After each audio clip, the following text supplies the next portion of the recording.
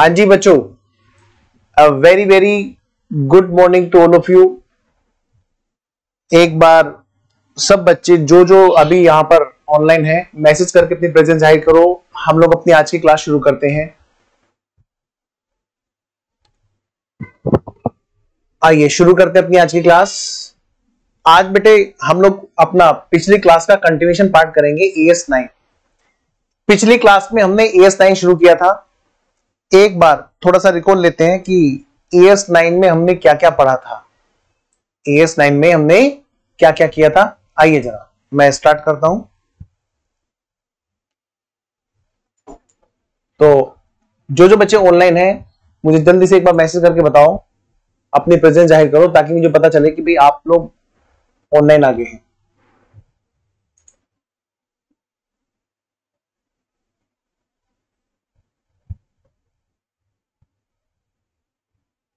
ये तो कोई और खुल गया लग रहा है।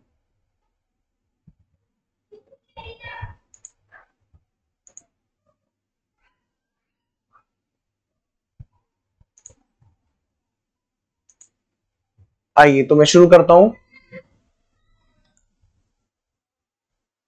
लो जी,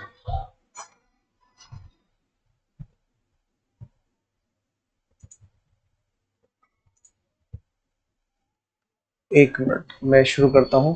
1 2 3।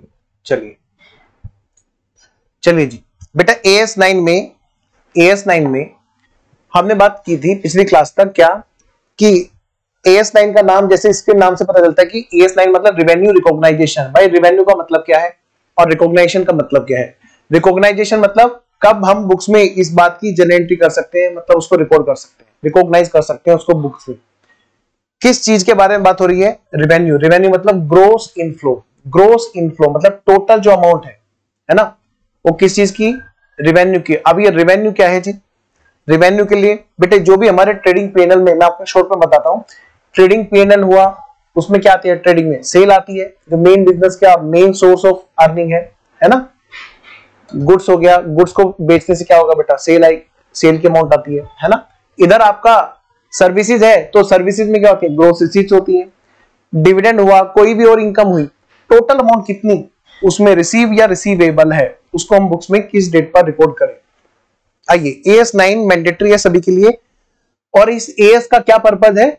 दो चीजों के बारे में ध्यान रखना। ये भी पिछली क्लास तक का रिकॉल चल रहा है कि पिछली क्लास में हमने AS9 में क्या क्या देखा था। ये AS कवर करता है सिर्फ और सिर्फ क्या? रिवेन्यू को रिकॉग्नाइज करने वाली बात, बेटे एक्सपेंसेस की बात नहीं करता। ये AS 3 क्वेश्चन के आंसर पे बात करता है। नंबर 1, क्या हमें जर्नल एंट्री करनी चाहिए? नंबर 1 बात किसकी? रिसीव्ड और रिसीवेबल की। किसकी? Gross amount. नंबर दूसरी बात, अगर पहली का जवाब यस है तो किस पॉइंट ऑफ टाइम पर हमें इसकी रिकॉर्डिंग करनी चाहिए। अगली बात, अगर कोई और इनकम है इसके अलावा, एनी अदर रिवेन्यू है, ग्रोस जो मेन रिवेन्यू है उसके अलावा कोई एडिशनल कोई और रिवेन्यू है, ठीक है ना, तो वो रिवेन्यू भी किस टाइम पर रिकॉर्ड करना चाहिए, इस बारे में ये बात करता है AS। टोटल ओवरऑल रिवेन्यू की बात करता है, चाहे वो बिजनेस का मेन रिवेन्यू हो चाहे बिजनेस का अदर रिवेन्यू हो। आइए जरा, अब रिवेन्यू के बारे में बता रखा है भाई। रिवेन्यू का मतलब it means gross inflow arise हुआ है कहां से? ऑर्डिनरी कोर्स ऑफ बिजनेस में। चाहे वो कैश रिसीव हो चुका है, चाहे वो रिसीवेबल है, चाहे वो कोई और अदर देन कैश रिसीवेबल है, ठीक है ना, अदर देन कैश कंसीडरेशन है। जैसे मतलब कहीं पर क्या होता है कि किसी ने फीस दी, फीस में उसने कैश ना देकर के कोई एसेट्स दे दी। कोई गुड्स किसी ने खरीदा, उसने पेमेंट कैश में ना करके किसी और चीज में कोई और एसेट्स पकड़ा दी, तो भाई वो भी क्या है? अदर कंसीडरेशन में आ जाएगा, यानी कि आएगा वो कहां पर? रिवेन्यू में। अब सवाल ये है कि भाई ये जो रिवेन्यू है ये किन किन चीज से जनरेट होता है बिजनेस के अंदर। आइए जरा, सबसे पहली बात सेल ऑफ सर्विसेज से, सेल ऑफ गुड्स से, और क्या? बिजनेस की जो दूसरे रिसोर्सेज हैं, दूसरे रिसोर्सेज, हाँ, जिनसे इंटरेस्ट जनरेट हो रहा है, जिनसे रॉयल्टी जनरेट हो रही है, जिनसे डिविडेंड मिल रहा है, जिनसे रेंट मिल रहा है, ठीक है ना।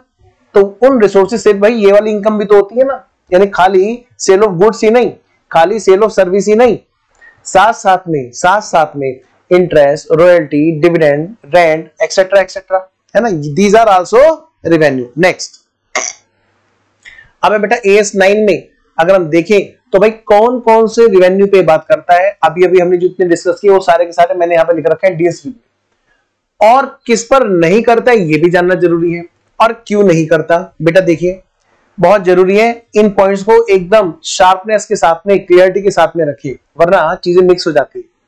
जब एक अकाउंटिंग स्टैंडर्ड ने कोई बात कही है तो दूसरे अकाउंटिंग स्टैंडर्ड उस पर कोई भी बात नहीं बोलता है। देखिए जरा ध्यान से, क्या, जैसे कंस्ट्रक्शन कॉन्ट्रैक्ट है, जैसे आपका कंस्ट्रक्शन कॉन्ट्रैक्ट है, क्या है बेटा, कंस्ट्रक्शन कॉन्ट्रैक्ट। कंस्ट्रक्शन कॉन्ट्रैक्ट की अकाउंटिंग बताओ कौन करेगा, कंस्ट्रक्शन कॉन्ट्रैक्ट की अकाउंटिंग AS7 बताता है। तो क्या उसके बारे में बात करेगा AS9? बिल्कुल नहीं। गवर्नमेंट ग्रांट के बारे में AS12 बताता है, तो क्या ये उसके बारे में बात करेगा? बिल्कुल भी नहीं। लीज के लिए AS19, भाई लेसर के लिए तो रेवेन्यू है ना, जो लीज रिसीव हो रहा है सो, यस, तो उसके बारे में जब AS19 बात करेगा तो ये वाला AS उसके बारे में बात नहीं करेगा। नेक्स्ट, फॉरेन एक्सचेंज रेट के चेंज से जो डिफरेंस जनरेट हुआ, उससे जो गेन हुआ है, उससे जो रेवेन्यू हुआ है ना, उसके बारे में AS11 बताएगा।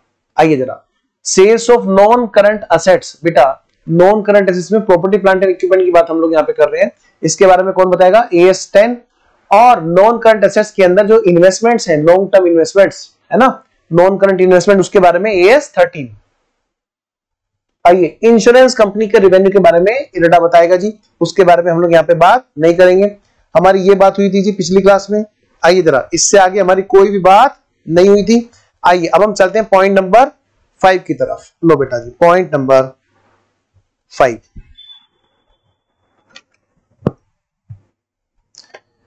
Point number 5,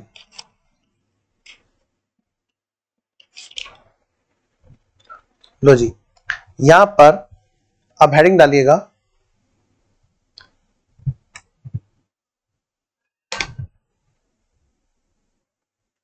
revenue recognition criteria या बेसिस। भाई क्या बेसिस है, किस आधार पर हम कह सकते हैं चलो भाई अब रेवेन्यू को रिकॉग्नाइज यहां पर करते हैं, ठीक है। कौन सी कंडीशंस ऐसी हैं जिनके सेटिस्फाई होने पर हम लोग रेवेन्यू को रिकॉग्नाइज के लिए बोलेंगे कि चलो भाई अब रेवेन्यू रिकॉग्नाइज करना बनता है, ठीक है। वो कौन कौन सी कंडीशन है, आइए जरा बेटे, इसमें अब जैसे ये अलग अलग चीजें हैं, मैं बात करूंगा यहां पर। एक छोटा सा हम लोग एक काम करते हैं, टेबल ड्रॉ करते हैं। बेटे इतनी सारी बातें लिखा हूं, उसके बदले क्या है, यहां पर आपको छोटा सा स्मार्ट वर्क करा दूं, है ना। आइए जरा, 3 चीजें हैं यहां पर, sale of goods, sale of service और अदर। आइए जी, सबसे पहले है हमारा यहां पर, हेडिंग डालिए मेरे साथ साथ में, हेडिंग डालेंगे, कोई बच्चा ऐसा नहीं पीछे रहेगा। सबसे पहले हेडिंग डालेंगे सेल्स ऑफ गुड्स, इसको ब्लैक कलर से कर दूं। दूसरा हेडिंग डालेंगे cell of services,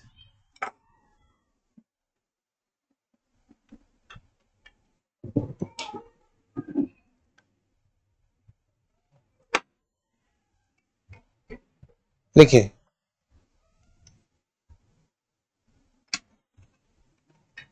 other revenue from use of resources. देखिए बेटे, इसको कब रिकॉग्नाइज करते हैं सेल ऑफ गुड्स को? सर हम तो एंट्री डाल देते थे, हम तो एंट्री डाल देते थे कि भाई जब कैश में हुई तो हमने एंट्री डाल दी, cash account debit to sales, बिल्कुल सही। लेकिन कैश सेल्स में तो कोई टेंशन नहीं थी, वहां तो रेवेन्यू रियलाइज हो चुका था, वहां पर तो कोई टेंशन नहीं थी, वहां तो सब कुछ, वहां तो बेटा पैसा अंदर, तो मतलब इनकम तो हो चुकी है, मतलब आपकी रिसीट तो आ चुकी है, आप उससे रिलेटेड मतलब रेवेन्यू तो हो चुका है। अच्छा, फिर यहां पर सर, यहां पर हमें थोड़ा देखना पड़ेगा, क्या देखना पड़ेगा सर?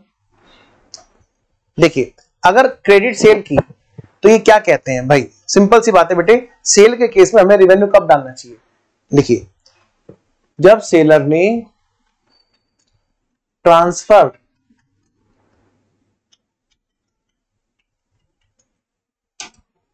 गुड्स, भाई जब उसने गुड्स को ट्रांसफर कर दिया, ठीक है, इसके बारे में कुछ मुझे आपको लिखाना है। यहां पे लिखिए *1, क्या लिखेंगे? *1। इसके लिए मुझे आपको कुछ अलग से कुछ क्वेश्चंस कराने हैं, जहां पर आपको पहचान करनी होगी कि भाई ये काम हो चुका है, ठीक है। तो मैं आपके लिए यहां पर एक छोटा सा स्टार लगाना चाहता हूं।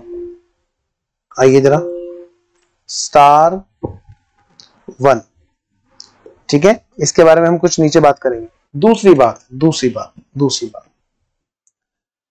जब माल बिक चुका है और कोई भी अनसर्टेनिटी, नो अनसर्टेनिटी, किसके लिए? दो बातों के लिए, फॉर कंसिडरेशन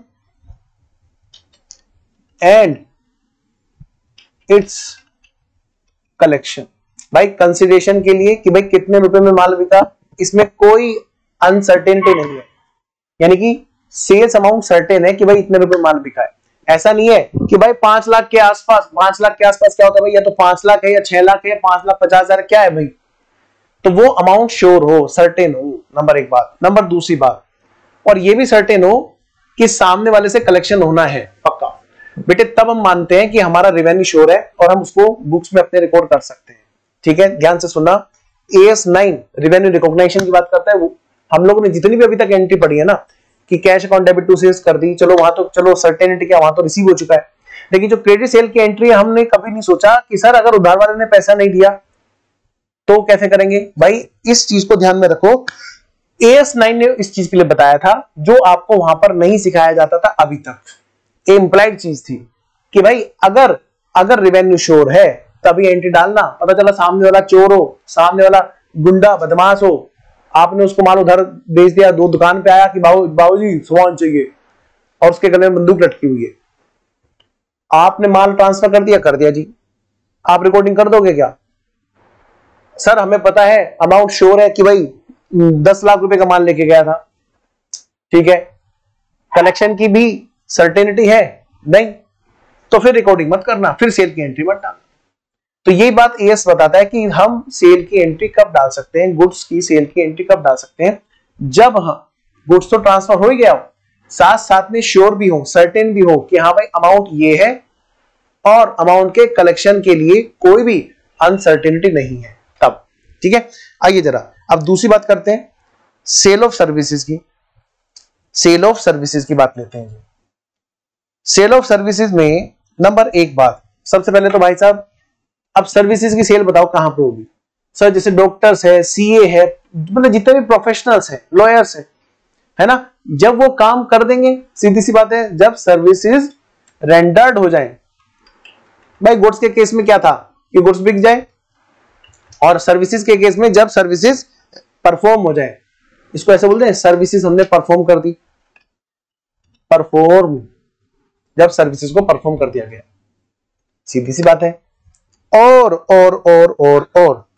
फिर से यही बातें यहां पर आ जाएंगी, क्या भाई उनके बारे में कोई भी दुविधा नहीं है। अब सर्विसेज से रिलेटेड मैं आपको यहां पर फिर से कुछ बात कराऊंगा, मैं आपको फिर से यहां पे कुछ बात सिखाऊंगा, कुछ पॉइंट्स कराऊंगा, उसके लिए मैं यहां पर लिख रहा हूं स्टार नंबर 2। ध्यान से क्वेश्चंस करेंगे, इनके ऊपर क्वेश्चन बनते हैं, आते हैं। आइए जरा तीसरी बात करते हैं, तीसरी बात करते हैं। चलो सर यहां तक समझ में आया, तीसरी बात बताओ। तीसरी बात है बेटे, अब हम बात करने जा रहे हैं किसकी, अदर रेवेन्यूज की। जैसे आपका इंटरेस्ट है, इंटरेस्ट, रॉयल्टी है ना, और क्या था आपका रेंट है ना, डिविडेंड, और इंटरेस्ट, रॉयल्टी, डिविडेंड और रेंट एक्सेट्रा, कोई भी और ऐसा है ना। ध्यान से बेटा कि इनका रेवेन्यू कब बुक किया जाएगा, आओ जी, इसके बारे में हम कुछ बात करेंगे, इनसे इनके रेवेन्यू से रिलेटेड, हम इसके रेवेन्यू से रिलेटेड भी कुछ बात करेंगे। उसको हम बोलेंगे स्टार 3 में हम उसकी बात करने वाले हैं, कुछ क्वेश्चन उसके। और यहां पर भी सेम वही चीज है भाई, जब इनके बारे में श्योर हो जाए कि भाई साहब कितने रुपए मिलेंगे और मिलेंगे कि नहीं मिलेंगे, कोई अनसर्टेनिटी इस चीज के रिगार्डिंग में ना हो, मतलब तीनों की जगह सर फिर तो एक ही बात है, वही तो, बस काम होने वाली बात कंडीशन अलग अलग जगह पर अलग है। जैसे गुड्स के केस में गुड्स का बिक जाना, सर्विसेज के केस में सर्विसेज का डिलीवर हो जाना, है ना। इंटरेस्ट, रॉयल्टी, डिविडेंड एक्सेट्रा के केस में लोन का यूज हो जाना, इंटरेस्ट के केस में, रॉयल्टी में वो काम हो जाना, है ना। डिविडेंड में कंपनी ने डिविडेंड डिक्लेयर कर दिया हो, रेंट में भाई उतना टाइम एक्सपायर हो गया हो प्रॉपर्टी को यूज किए हुए, है ना, तभी तो बात बनेगी। आइए जरा अब हम छोटे छोटे कुछ क्वेश्चंस, कुछ पॉइंट आपसे डिस्कस करते हैं। सबसे पहले आप आइए हमारे पास में स्टार नंबर 1। सबसे पहले बेटे स्टार 1 को एक्सप्लेन करेंगे, आइए जरा। यानी कि गुड्स जब बिक जाएगा, ये जो कहते हैं प्रॉपर्टी ट्रांसफर हो जाना, भाई कब हम बोलते हैं कि प्रॉपर्टी ट्रांसफर हो गई, ठीक है, अमाउंट का शोर है। आइए जरा लिखिए फटाफट यहां पे, हम कब मानेंगे गुड्स को कि वो गुड्स ट्रांसफर हो चुके हैं। देखिए मैं जरा कीबोर्ड इधर रख लेता हूं, थोड़ा सा कीबोर्ड से लिखने में आपको थोड़ा सा और साफ साफ दिखाई देता है ना। आइए जरा, लो जी मैं लिखता हूं फटाफट। गुड्स को ट्रांसफर कब माना जाएगा, गुड्स आर या goods transfer is confirmed when seller retain या seller does not have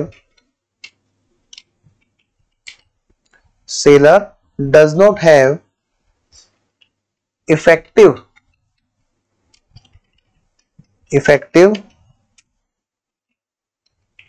control on goods associated with ownership। भाई जब सेलर का गुड्स पे कंट्रोल नहीं रहता तब मानेंगे कि भैया गुड्स का ट्रांसफर हो चुका है।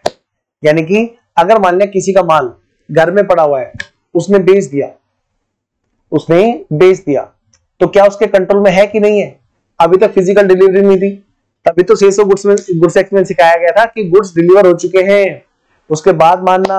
हाँ जी, तो ये ध्यान में रखना पड़ेगा कि कुछ चीजें इस तरह की होंगी। सर क्वेश्चंस करेंगे अभी, जरा एक बार मैं पहले आपको सारे पॉइंट यहां पे लिखा दूं। लिखिए इसी में आगे लिखिए, जनरली क्या होता है,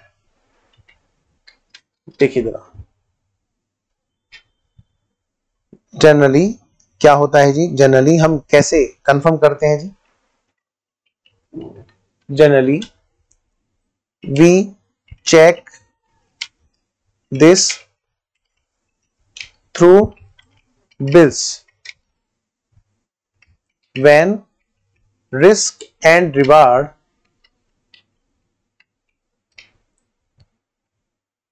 is checked through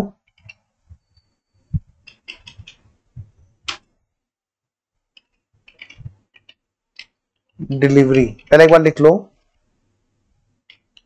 बेटे, ये जो है इसको वेयर करो, वेयर। अब सुनिए मेरी बात, कह रहे हैं कि जनरली हम ओनरशिप के बारे में कब मानते हैं कि जब बिल कट जाता है तो बिल के बेस पर हम देखते हैं कि भाई ओनरशिप है, लेकिन उसकी डिलीवरी भी तो होना जरूरी है ना, और डिलीवरी के होने के बाद ही उसका रिस्क एंड रिवार्ड ट्रांसफर होता है। तो जब ये काम दोनों हो जाते हैं तब हम कहते हैं भाई साहब ट्रांसफर कंफर्म हो गया। अब देख लो अमाउंट श्योर है कि नहीं है और अमाउंट का कलेक्शन श्योर है कि नहीं है, तो भाई सेल की एंट्री डाल दो। ठीक है, हमारे जितने भी क्वेश्चन होंगे उनमें हमें इन बातों का ध्यान रखना होगा। ठीक है, करेंगे क्वेश्चंस की प्रैक्टिस आगे, सारे क्वेश्चन ही करने हैं। आइए जरा मैं अब बात करता हूं दूसरी, ऐसी हमने एक स्टार 2 लगाया था। हाँ सर बताओ सर, आइए जरा मैं स्टार 2 के बारे में कुछ बात करता हूं आपसे। लो जी स्टार 2, अब ये जो कहते हैं सर्विसेज मस्ट बी परफॉर्म, ये क्या है भाई, सर्विसेज परफॉर्म के लिए भाई सर्विसेज में बी परफॉर्म मतलब सर्विस में भी ऑफ टू टाइप्स, इसको ऐसे करते हैं, टू टाइप्स। भाई सर्विसेज जो है वो दो तरह की हो सकती है, दो तरह की। हाँ जी, वो कैसे, वो कैसे भाई? एक तो वो जहां पर single act, single act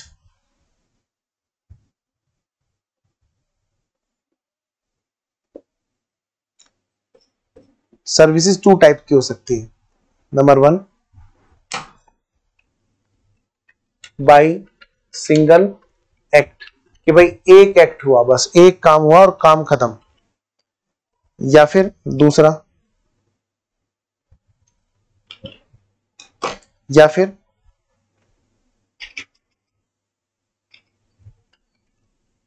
series of acts, series of acts. क्या मतलब है सर? मैं आपको एक बात बताता हूं,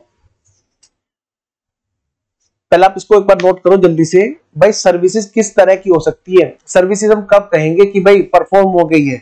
ठीक है, जब कई बार क्या होता है कि कोई एक काम कर दिया और उसी में हम मानते हैं भाई सर्विस हो गई। जैसे जैसे मान लिया मुझे आपकी मान लिया एक आईटीआर भरनी है, तो मैं क्या करूंगा?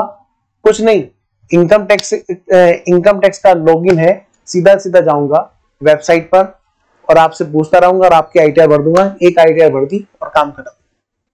चलिए, एक है कि नहीं, वहां पर एक ऑर्गेनाइजेशन ने कहा कि आपको हमारे यहाँ की सारी आईटीआर फिल करनी है, जितने भी हमारे एम्प्लॉइज हैं।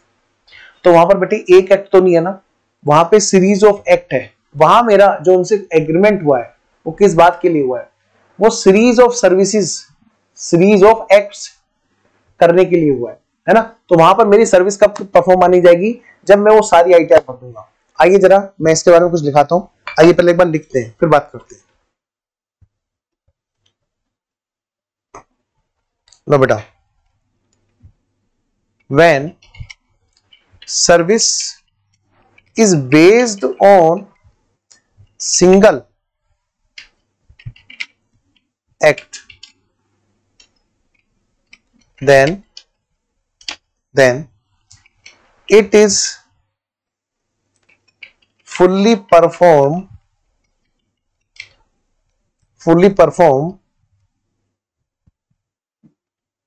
when act is done and it is recorded in books only when no uncertainty is there। अगर भाई कोई भी अनसर्टेनिटी वहां पर नहीं है। ठीक है, ठीक है जी। चलिए इसका एक एग्जांपल लिख लें क्या? एग्जांपल लिखिए फटाफट से, एक एग्जांपल लिख लिए। जैसे इनकम टैक्स रिटर्न फाइल, जैसे हमने आईटीआर फाइल किसी की भाई आईटीआर जब तक फाइल नहीं होगी पूरी तब तक वो सर्विस परफॉर्म नहीं मानी जाएगी, एक ही तो एक्ट है। ठीक है, आइए जरा दूसरा मैं इधर लिखता हूं, इधर। अरे रे रे, एक मिनट भाई, एक मिनट भाई, एक मिनट। हाँ जी, देखिए अब इधर बात करते हैं क्या? सीरीज ऑफ एक्ट की। यहां पर हम इसका एक अच्छा एग्जांपल पता है क्या होगा? जैसे डॉक्टर ऑपरेशन कर रहे हैं तो वहां पर क्या सीरीज है, वहां पर ऐसा नहीं है कि बस गए और ऑपरेशन कर दिया, ऐसा तो ना होता है, उसमें सीरीज है। बेहोश करते हैं, फिशर कुछ इस तरह की चीजें होती हैं, इंजेक्शन वगैरह लगाया, बेहोश हो गए, फिर वो काटा पीटी हुई, फिर उसके बाद में जो मेन मुद्दे की बात थी ऑपरेशन के अंदर वो हुई, फिर उसके बाद में जो है फिर सीलना हुआ, फिर थोड़े दिन तक केयर हुई। एक सीरीज ऑफ एक्ट्स है वहां पर ऐसा नहीं है कि मतलब वहां पर बस मरीज को खोल दिया, भाई साहब इतने पैसे तो इतने हैं, बस खोलने के हैं, बांधने के पैसे आपको अलग देने पड़ेंगे, ऐसा नहीं होगा। यानी कि व्हेन, देखिए when performance of services service is depend on A series of acts, then revenue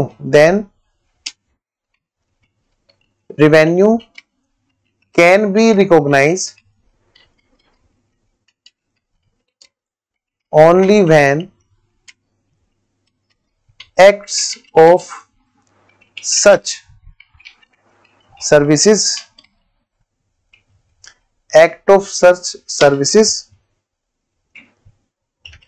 done proportionately।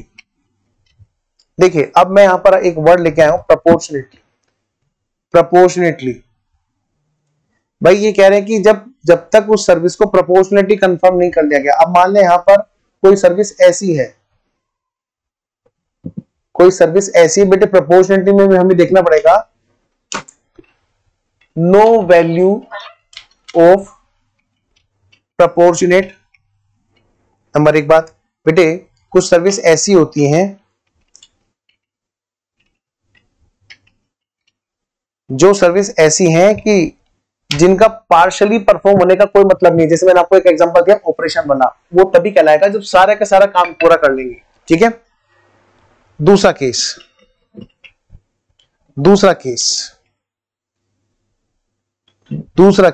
जहां पर value is there for proportionately perform, जहां पर प्रोपोर्शनेटली परफॉर्म की कुछ वैल्यू होती है। क्या मतलब सर? आइए मैं एग्जांपल देता हूं। जैसे बेटे मैं इसका एग्जांपल देता हूं आपको, एग्जांपल, और एक इसका एग्जांपल दिखाता हूं। इसका एग्जांपल तो आप वही लिख लेंगे जो मैंने आपको बताया।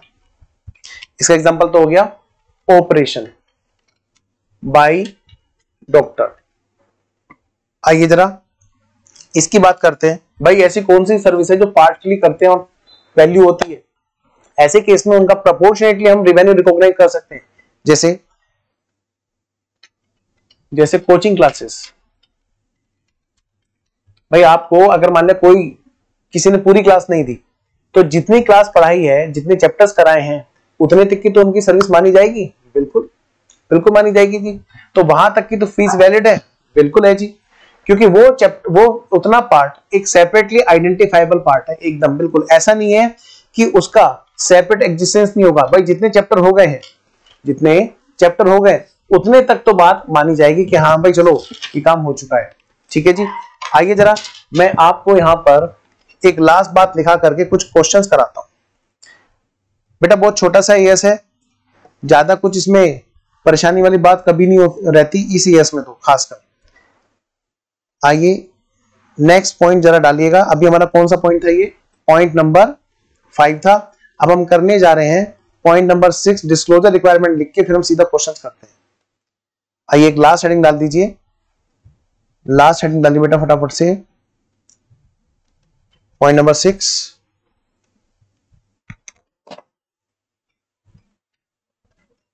बल्कि एक और है, ट्रीटमेंट इफ अनसर्टेनिटी, हाँ, if uncertainties arised after revenue recognisation. भाई अगर मान लिया जिस टाइम पे हमने रेवेन्यू रिकॉग्नाइज किया उस टाइम पर सब कुछ सही था, कोई अनसर्टेनिटी नहीं थी, तो हमने रेवेन्यू रिकॉग्नाइज कर लिया। अब भाई एक बात बताओ, अगर मान लिया बाद में कोई अनसर्टेनिटी अराइज हुई तो ऐसे केस में क्या ट्रीटमेंट होगा? आइए जरा बात करते हैं। बेटा आपने एक चीज पढ़ी होगी, उधार सेल के केस में हमने एंट्री की है हमेशा डाटा डेबिट टू सेल्स की है ना? बताओ की है ना? Data debit to sales. अच्छा, और बाद में क्या होता है? उसके बाद में क्या होता है जी? वहां पर होता यह है कि भाई डेटर ने पैसे देने से मना कर दिया, तो ऐसे केस में हम लोग क्या करते हैं, वहां पर रिजर्व फॉर बैड डेट्स बनाते हैं ना, रिजर्व फॉर बैड डेट्स। तो बेटे ऐसे केस में जब हम रिजर्व फॉर बैड डेट्स बनाते हैं, वो क्यों बनाते हैं, बताओ बताओ क्यों बनाते हैं? वो हम इसलिए बना लेते हैं ना, क्योंकि बेटे वो अनसर्टेनिटी बाद में अराइज हुई, पहले नहीं अराइज हुई, पहले अराइज नहीं हुई, वो बाद में अराइज हुई। चलिए देखिए यहां पर, if there is any uncertainty, if there is any uncertainty arises after revenue recognition, then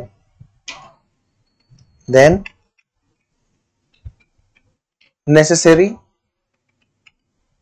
provision will be made. बेटे एएस ने बताया था वहां पर कि भाई ऐसे केस में आप क्या करें, जो नेसेसरी प्रोविजन है आप वो बना लीजिए, प्रॉफिट एंड लॉस से उतना पार्ट आप प्रोविजन बना लीजिए। हेडिंग डालिए नेक्स्ट, लास्ट, अगला heading, last to last heading, disclosure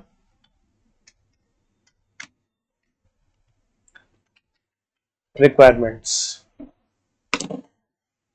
disclosure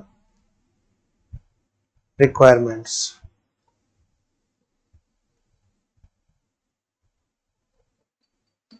आइए जरा आगे बढ़ते हैं, क्या है जी disclosure requirement? As per S 9 following must be disclose. S 9 क्या क्या बातें हैं जो डिस्क्लोज करने के लिए बोलता है? नंबर 1, एक तो जी ये बोलता है, इसको मैं A B C D number करूं, ए, फिर बी, फिर सी। आइए जरा लिखें, सबसे पहले क्या कहते हैं, भाई साहब तुम्हारी रिवेन्यू रिकॉग्नाइजेशन की पॉलिसी क्या है? नंबर दूसरी बात, किस पॉलिसी के बेस पर कर रहे हो? नंबर दूसरी बात, एक तो डिस्क्लोज करो, दूसरा रिवेन्यू जो तुमने रिकॉग्नाइज किया है उसकी अमाउंट डिस्क्लोज करो। नंबर तीसरी बात, नंबर तीसरी बात,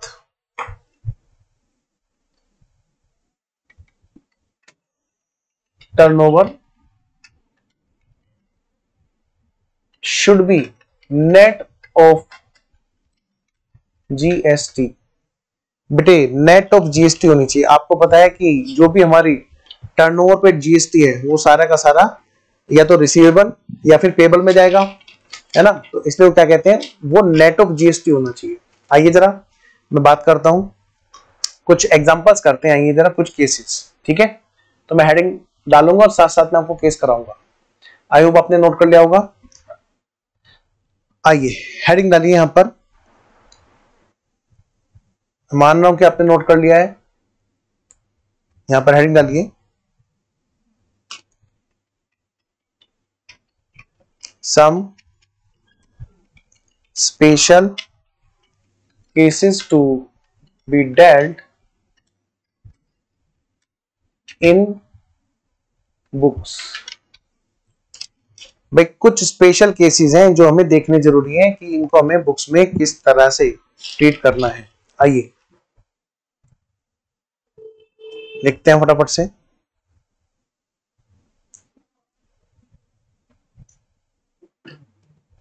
लो जी,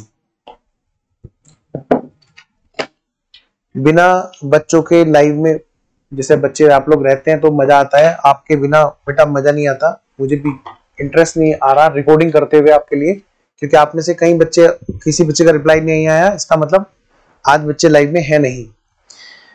चलिए कोई नहीं, लो बेटा यहां पर मैं एक छोटी सी टेबल बना रहा हूं, आप सबको क्या करना है, इस टेबल को फॉलो करना है। हाँ अगर बैच ही रिकॉर्डिंग का होता तो बात अलग थी, लेकिन जब बच्चों का लाइव बैच होता है और बच्चे नहीं होते कई बार वहां पर टाइम पर, तो फिर थोड़ा सा कंफर्ट नहीं रहता। आइए जी हेडिंग डालना है यहाँ पे, डिफरेंट केसेस, और यहां पर रेवेन्यू रिकॉग्नाइजेशन। ये बेटे कुछ अलग अलग केसेस हैं, ठीक है, हम लोग इनको ABCD का नंबर देते रहेंगे, है ना। आइए जरा, तो यह नंबरिंग कर देते हैं। नंबर 1, जैसे पहला हेडिंग डालो यहां पर, number 1, when delivery is postpone, या पहले लिखो when goods are sold in instalment, कि अगर गुड्स को बेचा गया है इंस्टॉलमेंट में, तो यहां पर क्या है, sale can be recognise only when installation has been done and accepted by customer। बेटा ध्यान से पढ़ो, देखो क्या कहते हैं कि अगर मान लिया कोई भी प्रोडक्ट किसी को बेचा गया है और वो इंस्टॉलमेंट पे बेचा है, जैसे आपने पढ़ा होगा हायर परचेज का चैप्टर, वहां पर क्या है, हायर वेंडर और हायर परचेजर दो लोग हैं। हायर वेंडर क्या करता है, गुड्स को बेचता है, हायर परचेजर गुड्स को एज ए असेट्स खरीदता है। तो अपने यहां पर हायर वेंडर अपनी बुक्स में उसको हायर परचेज सेल की तरह रिकॉर्ड करता है, ऐसा हमने पढ़ा है। लेकिन वो कब करेगा, ये बात यहां पे बता रखी है कि भाई देखो क्या, sale can be recognise only when installation has been done and accepted by customer. जैसे कई बार क्या होता है, इंस्टॉलेशन बेसिस बात बनती है ना कि भाई आपके यहाँ पर हम जैसे इन्वर्टर इंस्टॉल कर देंगे, इन्वर्टर अपने इंस्टॉलमेंट पे ले रखा है, तो ऐसे केस में जब आपके यहाँ इंस्टॉलेशन हो जाए तब वो अपने यहाँ पर बुक्स में एंट्री डाल सकता है कि यहाँ पे हमारे यहाँ से हायर परचेज सेल हो गई है, ठीक है। आइए जरा अगली बात करते हैं, और कौन कौन से केसेस हैं सर। हेडिंग डालो नंबर 2, लिखिए अगर मान लिया किसी ने बेटे गुड्स खरीद तो लिया, लेकिन वहां पे डिलीवरी कह रहा है मैं बाद में ले जाऊंगा, या सेलर ने कहा कि मैं बाद में दे दूंगा। आइए जरा हेडिंग डालिए, व्हेन डिलीवरी ऑफ गुड्स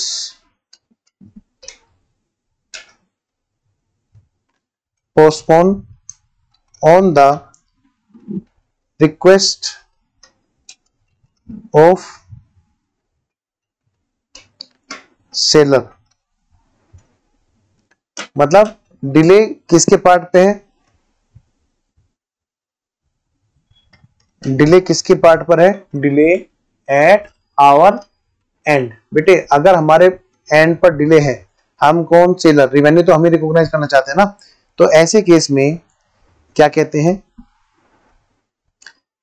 अगर हमने कहा कि भैया हम थोड़ा रुको, अभी हम आपके लिए गुड्स लाते हैं, थोड़ा सा टाइम चाहिए हमें क्योंकि गुड्स हमारे पास आउट ऑफ स्टॉक है, बस अभी हम आपको डिलीवर कराते हैं, तो ऐसे केस में हम किस डेट पर सेल की एंट्री डालते हैं, व्हेन, भाई मान लिया अगले बंदे ने पैसे दे दिया तो भी क्या हम सेल की एंट्री डाल देंगे, मतलब ही नहीं बैठता जब तक हम ये काम ना कर दें। आइए जरा, when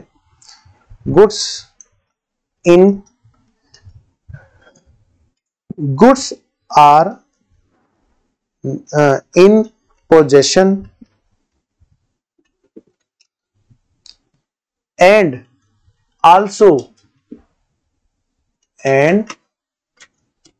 we have identified and ready them for delivery. भाई जब हमने गुड्स को सेपरेटली आइडेंटिफाई कर दिया और उनको रेडी कर दिया कि भाई ये गुड्स के लिए, गुड्स जो है ना डिलीवरी के लिए रेडी है, सिर्फ और सिर्फ तब हम उसकी एंट्री डाल सकते हैं। यानी कि हमने कहा भाई साहब हमने तुम्हें परसों तक माल दे देंगे, अब वो जो परसों वाली डेट जब आएगी तो उस डेट पर हम रेवेन्यू की रिकॉर्डिंग डालना चाहेंगे, बिल्कुल। तो ऐसे केस में हमें ये देख लेंगे पहले भाई गुड्स आ गए हैं क्या, गुड्स आ गए हैं और उनको अलग रख दिया गया क्या उस बंदे के लिए, तब हम उसकी एंट्री डाल सकते हैं। नेक्स्ट अगला पार्ट है हमारा यहां पर, लो बेटा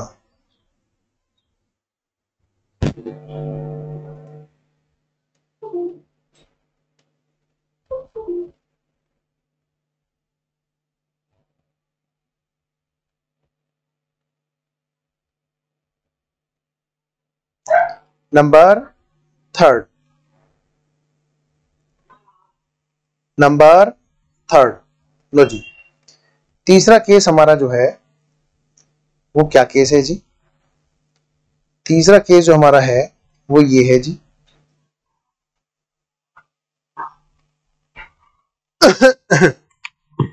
अगर मान लिया डिलीवरी हमारे पार्ट पे नहीं परचेजर के पार्ट पर डिले कर रही है, when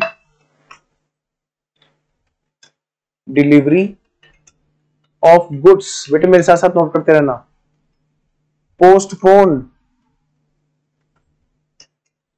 postpone on the request of buyer. अगर बेटे बायर के पार्ट पर, अगर मान लिया बायर के पार्ट पर डिले है, लिखिए फटाफट, तो ऐसे केस में सेल कैन बी रिकॉग्नाइज्ड, तो भाई हमारी गलती थोड़ा है, immediately, immediately provided we have goods in possession, और हम कह रहे हैं ले जा ले जा ले जा अपने गुड्स ले जा, और वो कह रहे हैं कि अभी आऊंगा आऊंगा ले जाऊंगा, possession and identified and ready for delivery. अगर भाई हमने गुड्स रेडी कर रखे हैं, हम कह रहे हैं भाई साहब ले जाओ अपना गुड्स, वो कह रहे बाबूजी अभी आऊंगा, ये लो पकड़ो पैसे, या पैसे भी नहीं, मतलब कुल मिलाकर बात यह है कि हमारी तरफ से सारा काम रेडी है, ठीक है ना, बिल कट चुका है, गुड्स भी रेडी है, लो भाई साहब ये रखे हैं गुड्स, और वो कह रहा है कि मैं अभी आके ले जाता हूं, तो भाई ठीक है हमारी तो रेवेन्यू हो चुका। आइए नेक्स्ट, लो बेटा जी नंबर 4, बेटा कंसाइनमेंट का सेल, बताओ जी याद है आपको हम लोग लिखते क्या थे वहां पर, क्या, इसको हेडिंग डालो पहले, हेडिंग डालो पहले, कंसाइनमेंट सेल, जिसको आप क्या बोलते थे बताओ, गुड्स सेंट ऑन कंसाइनमेंट, याद है आपको कि नहीं याद है, फाउंडेशन में आपने एक चैप्टर पढ़ा था जहां पर आपने एक एजेंट के थ्रू माल को बिकवाया था, है ना, तो ये क्या कहते हैं, हम कौन सी डेट पर, डेट नंबर 1 जब गुड्स सेंड किया टू एजेंट तब हम उसको रिकॉर्ड करेंगे, डेट नंबर 2 जब एजेंट सोल्ड टू कस्टमर, या फिर उस डेट पर, बेटा ध्यान रखना हम इस वाली डेट पर नहीं, क्योंकि वो तो हमने भेजा है एक तरह से हमारे एजेंट के पास गया है ना, हम कौन सी डेट पर इसको रिकॉर्ड करते हैं, जिस डेट पर वो एजेंट बेच देता है उस डेट पर हम लोग सेल मानते हैं।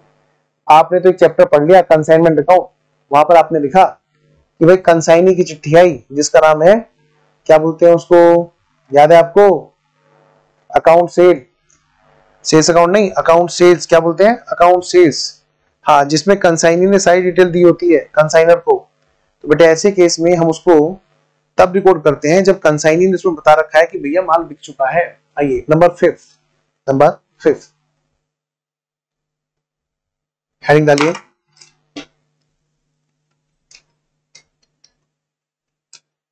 इन केस ऑफ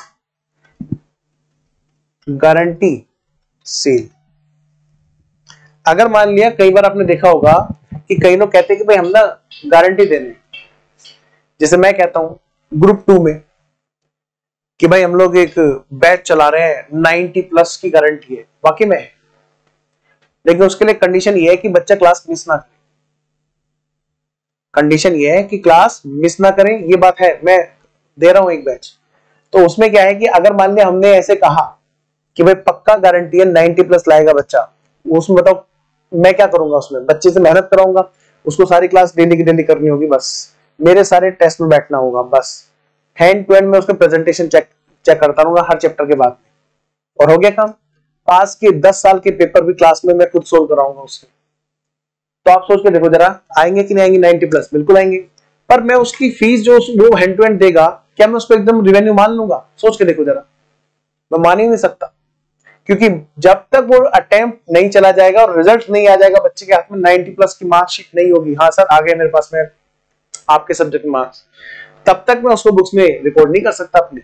तो यानी कि यहाँ पर जब गारंटी सेल की होती है तो ऐसे केस में, वरना बेटे रिफंड तक चला जाता है। तो यानी कि यहाँ पर हम लोग क्या करेंगे, जब तक का वो टाइम एक्सपायर ना हो जाए। आइए जरा लिखिए, यहां पर लिखिए, revenue, revenue can be recognised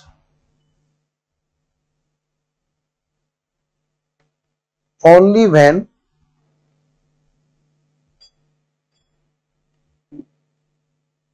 only when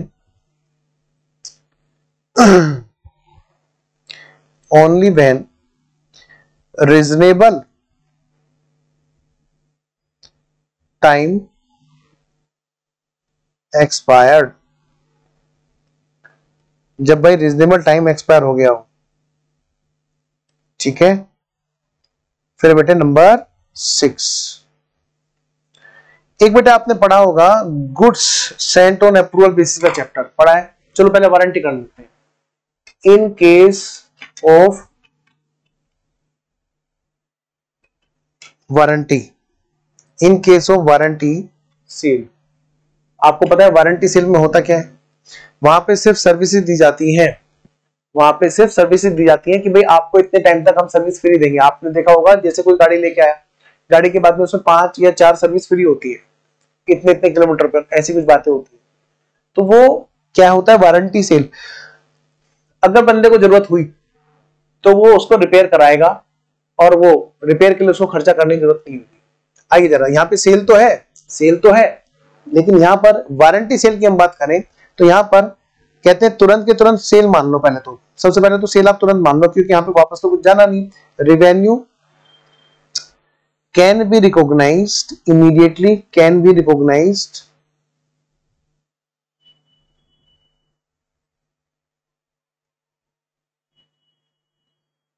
immediately, but provision, लेकिन एक प्रोविजन बनाना पड़ेगा भाई, but provision will be made for repair, provision will be made for repair expenses. लेकिन भाई ऐसे केस में होगा क्या, आपको वहां पर रिपेयर के लिए एक एक्सपेंसेस का, रिपेयर वाले एक्सपेंसेस का प्रोविजन बनाना होगा। आइए नंबर 7 पे चलिए। नंबर 7, एक बेटे goods sent on approval basis आपने सुना होगा, पढ़ा है आपने? हाँ सर पढ़ा है सर, फाउंडेशन में एक चैप्टर था goods sent on approval basis, वही तो मैं उसी की बात कर रहा हूं। आपने देखा वहां पर हमने क्या पढ़ा था बताओ? फाउंडेशन में आपने कॉन्सेप्ट पढ़ रखा होगा, वहां पे हमने क्या पढ़ा था? कभी कभी बेचते हैं, एक आध ट्रांजैक्शन हो गई, या फिर हमारा रूटीन पार्ट ये है ना।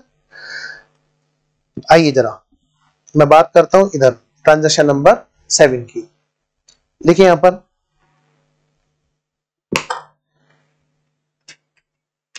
इन case of goods sent on approval basis, भाई जो गुड्स भेजा गया था अप्रूवल बेसिस पर, उस केस में आइए जरा यहां पर ये कहते हैं कि ओनली, या तो भाई या तो ऐसा हो जाए on approval, on approval number एक बात, फ्रॉम कस्टमर नंबर एक बात, और या फिर time limit for returning goods expire, या फिर भाई गुड्स को वापस करने का टाइम जो खत्म हो गया हो। कहा था ना कि 10 दिन में जवाब दे देना, और 10 दिन खत्म, तो मतलब आपने गुड्स खरीद लिया, इसका मतलब एक्सपायर्ड।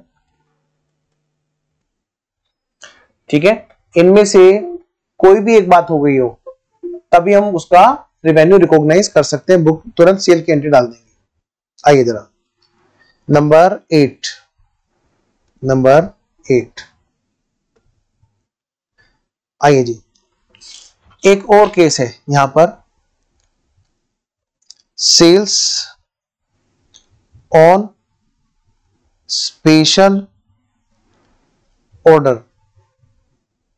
जब भी कोई सेल हो स्पेशल ऑर्डर पर, लिखिए व्हेन गुड्स, भाई किसी का स्पेशल ऑर्डर आया होता है ना, कई बार हम लोग कहते हैं, कई बार जैसे हम लोग क्या करते हैं, होली वगैरह पर बाहर से हम लोग वो बनवाते हैं दही बड़े, हलवाई को बोल देते हैं कि भाई साहब हमारे यहाँ इतनी पूरियां बननी है, या इतनी गुजिया बननी है, या ये इतने वो बननी है, सामान हम ला के देंगे, है ना, क्या सामान भी आपका है, जो भी है।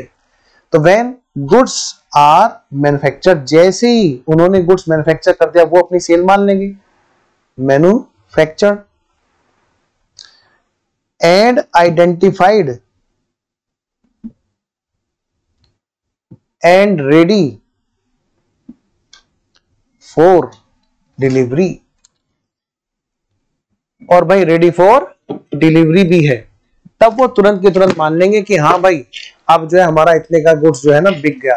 मतलब AS9 में एक खास बात है, क्या AS9 में ये खास बात है कि अगर मान लिया सेल्स है किस बेस पर, स्पेशल ऑर्डर पर, उसके बारे में बता रहे हैं कि अगर सेल है स्पेशल ऑर्डर पर, तो भाई ऐसे केस में होगा क्या, आपको जैसे ही आपने ऑर्डर के हिसाब से गुड्स को मैन्युफैक्चर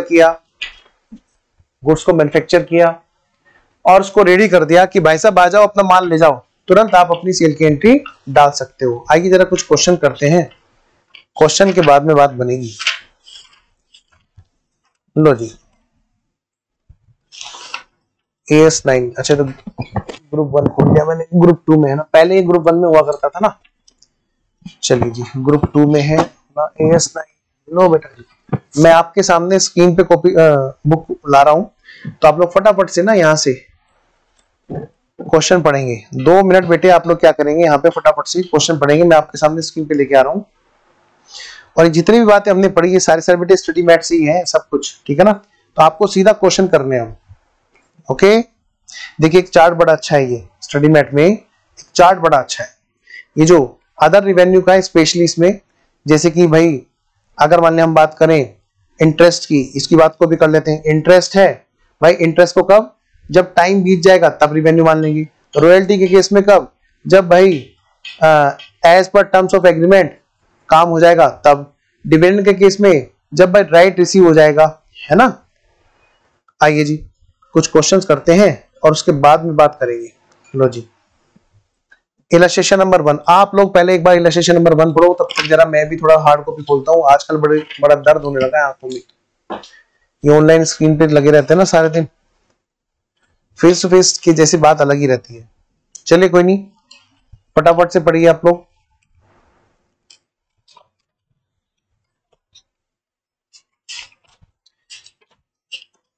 ये रहा जी,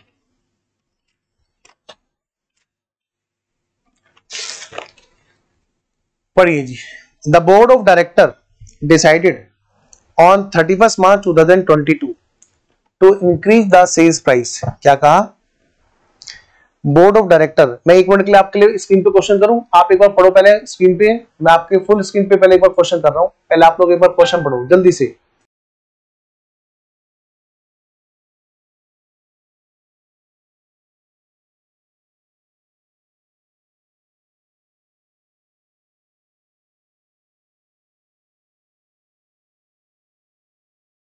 पढ़ लिया।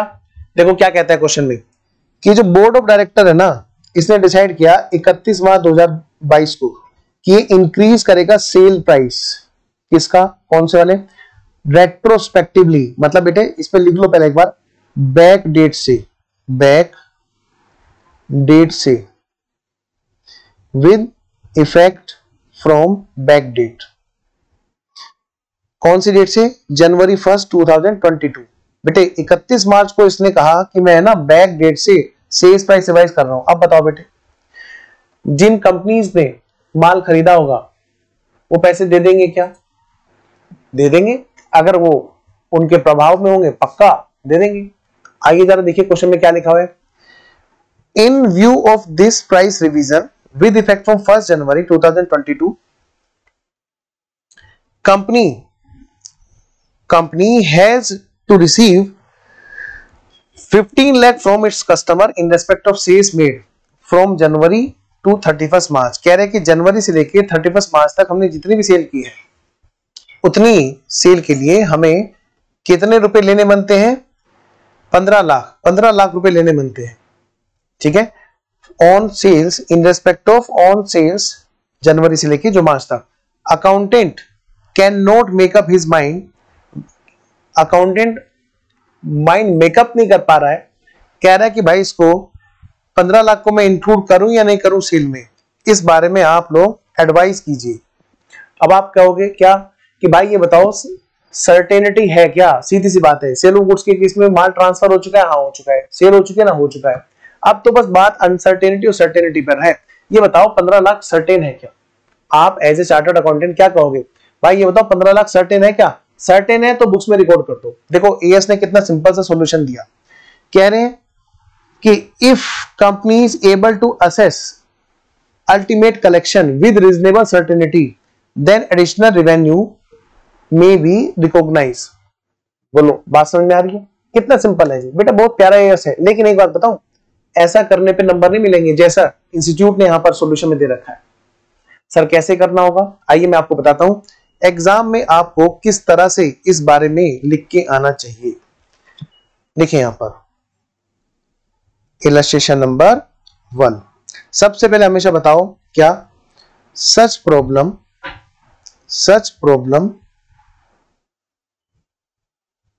Is related with AS 9 revenue recognisation. बेटे हमेशा पहले बताया करो कि कौन से एएस से बिलोंग करती है प्रॉब्लम, कि ये जो प्रॉब्लम है ये एएस 9 रेवेन्यू रिकॉग्नाइजेशन से बिलोंग करती है। नंबर एक बात। नंबर दूसरी बात, इसमें बेटे कौन सा प्रोविजन है एएस का जो लग रहा है इस क्वेश्चन के अंदर, फिर वाला प्रोविजन लिखो, और लिखो as per AS 9, as per AS 9, as per AS 9। बताओ बेटे इस क्वेश्चन में किसकी बात पूछी गई है, सर इस क्वेश्चन में ना सेल का रिवीजन जो प्राइस हुआ है उसके लिए, सेल मतलब गुड्स। आइए जरा देखिए, as per AS 9 in case of sales of goods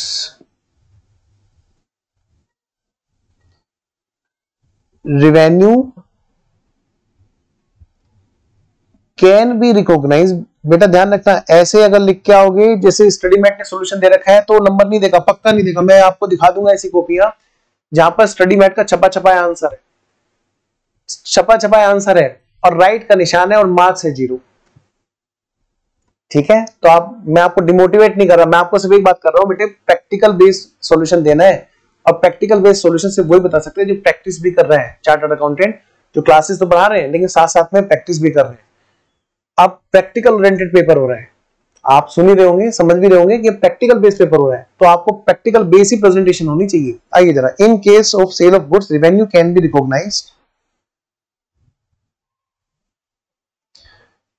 only if following conditions satisfied।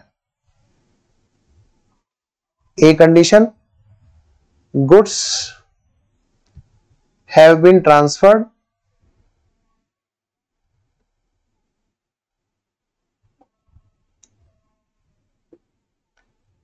B and B,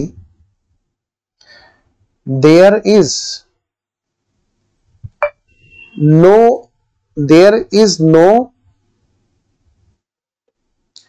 uncertainty regarding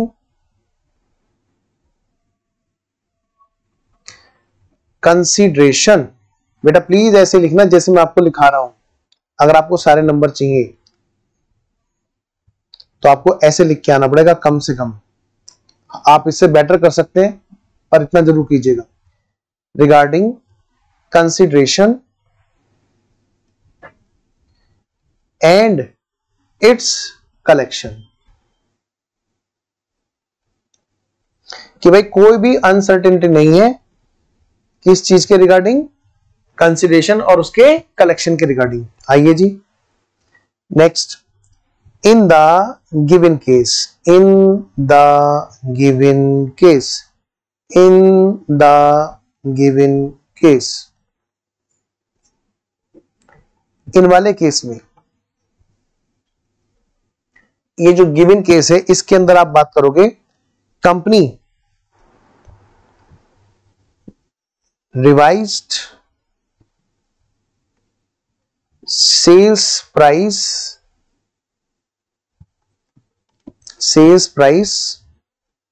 retrospectively.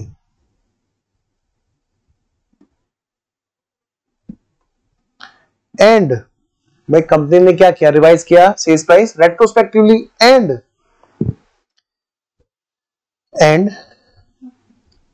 Wants to record such revenue, such additional revenue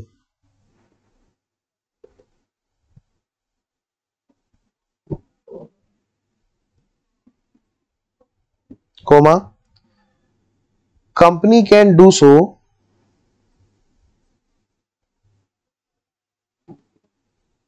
only if there is, company ऐसा कर सकती है लेकिन वो कब कर सकती है, only if there is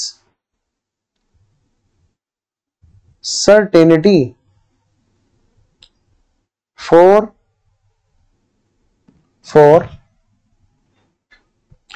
it's collection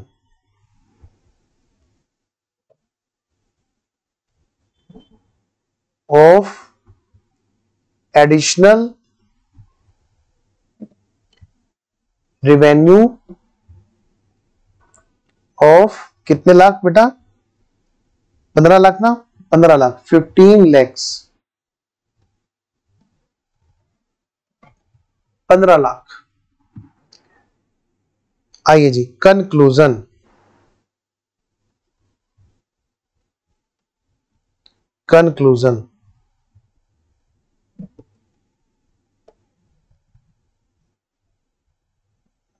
yes if collection is certain, full stop. आइए इलस्ट्रेशन नंबर 2 पे चलते हैं जल्दी जल्दी। छोटा एस प्यारा एस जल्दी खत्म होने वाला है एस। इलस्ट्रेशन नंबर 2, लो जी मैं आपके सामने स्क्रीन पे लेके आ रहा हूं इलस्ट्रेशन नंबर 2। ये रहा जी हमारा इलस्ट्रेशन नंबर 2। प्लीज पढ़िए और जल्दी से करिए। मैं एक बार फुल स्क्रीन कर दूं आपके लिए ताकि आप क्वेश्चन को अच्छे से पढ़ें। लो जी पढ़ो।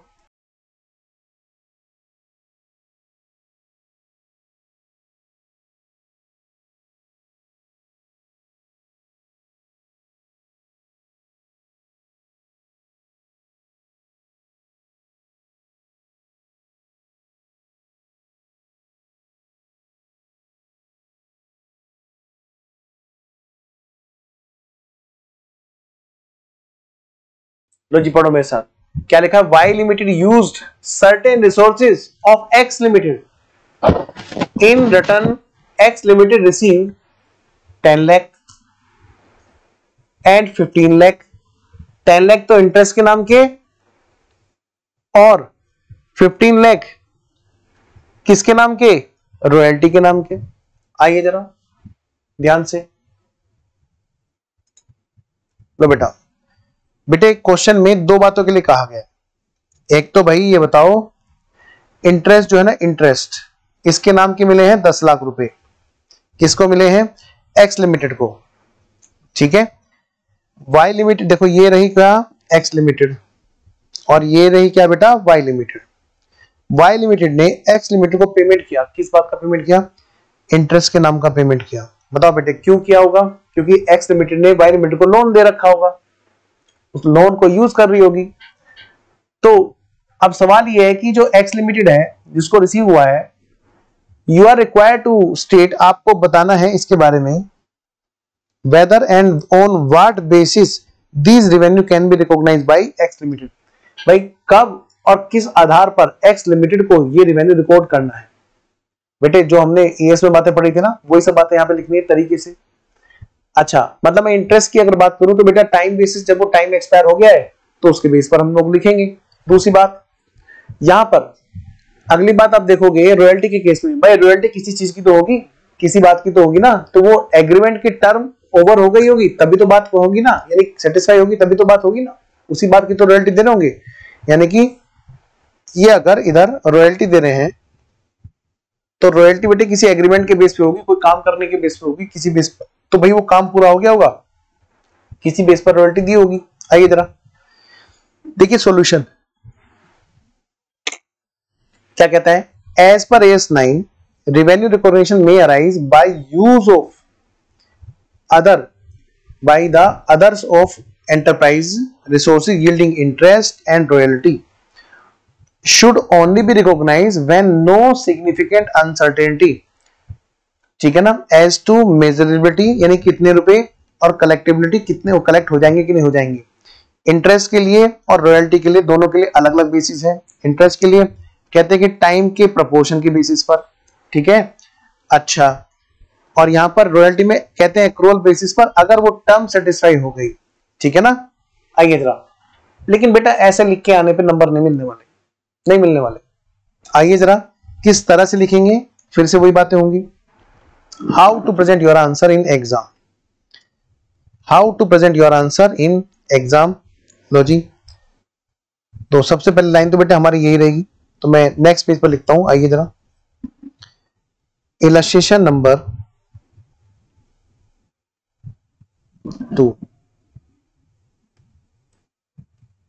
सबसे पहले तो हमेशा ये बताया करो, सच problem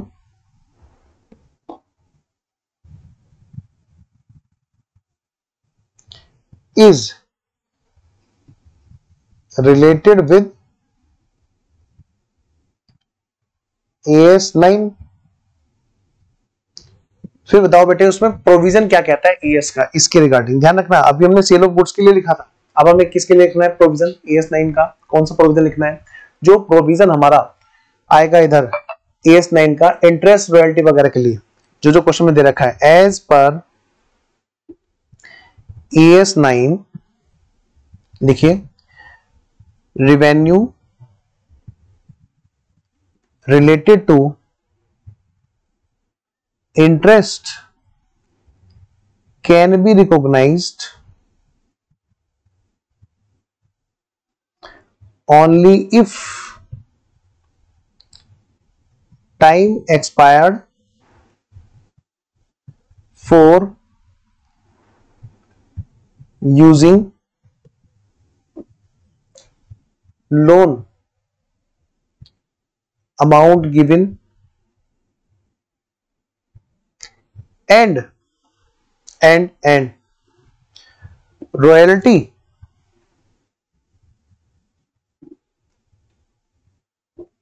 can be recognized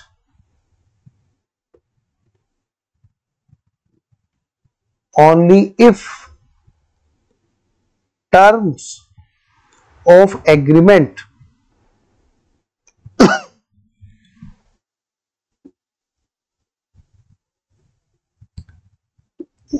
satisfied and collection for both are certain। अगली बात, इन द गिवन केस। अब बेटे इस वाले केस की बात करते हैं, इन द गिवन केस। अब ये जो केस है इसके अंदर बात करते हैं बेटा जी,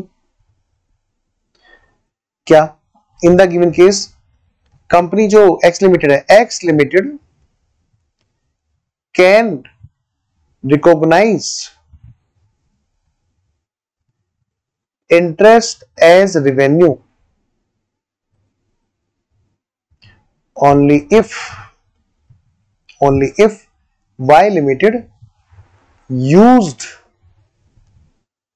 the loan amount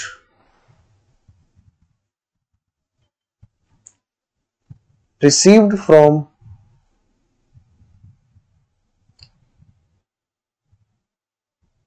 X Limited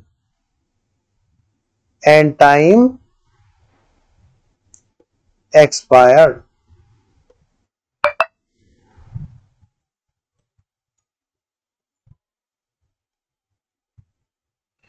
अब रिसीव हो चुका है, बोल रहा है कि रिसीव हो चुका है, इसलिए बेटे कलेक्शन की श्योरिटी तो है, देखने की जरूरत भी नहीं है। देखिए जरा, अगर हम देखें यहां पर क्वेश्चन ने क्या लिखा था, देखो ध्यान से, क्वेश्चन ने क्या लिखा था, यहां पर रिसीव्ड लिखा हुआ है।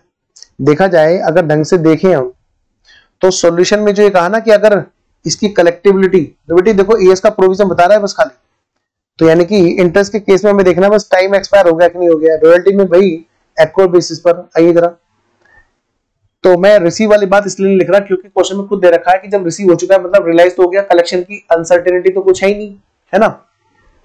फिर भी लिख देता हूं, चलो, X limited can recognise interest and revenue if use and time expired, because, यहां पे लिख देता हूं कोमा लगा के, बिकॉज ऑलरेडी रिसीव्ड इंटरेस्ट। तो भाई वो खाली ये देखेगी कि टाइम एक्सपायर हुआ है कि नहीं हुआ है। नेक्स्ट, अगली बात, एक्स लिमिटेड कैन रिकॉग्नाइज, कि भाई रॉयल्टी के बारे में बताओ, X limited can recognise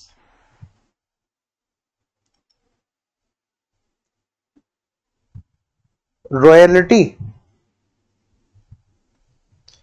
as revenue only if Y Limited used, या only if term of agreement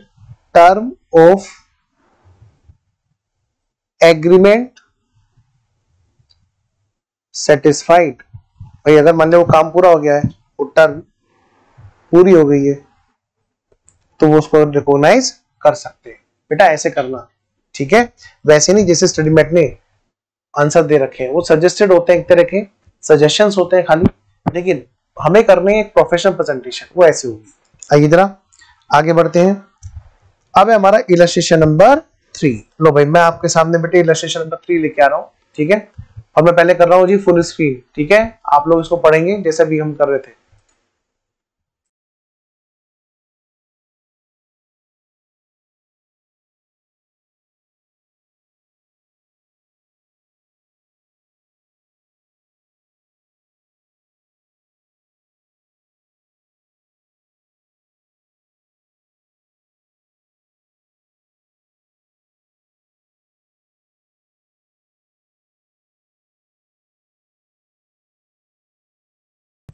पढ़ लिया? आइए मेरे साथ पढ़िए। क्वेश्चन में देखो क्या कह रहा है, ए क्लेम लॉज्ड विद रेलवे, हमने क्लेम कर रखा है रेलवे से मार्च में, फॉर लॉस ऑफ गुड्स, कि भाई 2 लाख रुपए का हमारा गुड्स हो गया, है ना, 1 मिनट, 2 लाख रुपए का गुड्स के लिए वो क्लेम पास हो गया है, हैव बीन पास्ड कितने के लेवल, लेकिन 1.5 लाख के लिए। कि जो 1.5 लाख है, 1.5 लाख के लिए क्लेम पास हुआ है बेटे। हमारा लॉस भले ही 2 लाख का हुआ, हमने क्लेम किया था, लेकिन हमें मिल कितना रहा है, 1.5 लाख रुपए। कह रहे no entry was pass in the books when the claim was loss. कह रहे उस टाइम पे तो कोई एंट्री की नहीं थी, मार्च में, ठीक है, मार्च दो।